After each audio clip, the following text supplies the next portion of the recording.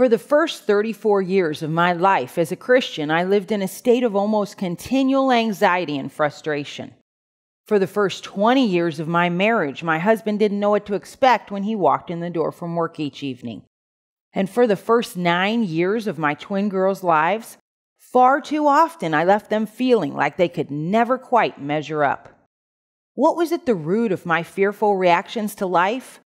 Terrible misconceptions that I had about God. I saw God as someone who was standing over me with a stern look on his face, just waiting and watching to catch me making a mistake. I thought God only loved me when I was being good. I lived in fear that he was going to punish me each time I sinned.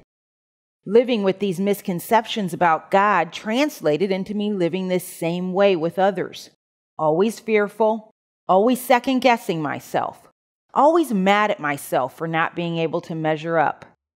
Maybe you can also relate to living in anxiety and frustration far too often.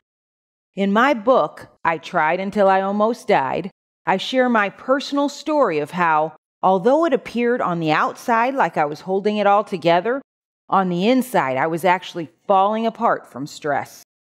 I vividly paint the picture of what my life was like all those years trying to get it all right, and how I finally gave up and told God I just couldn't do it anymore.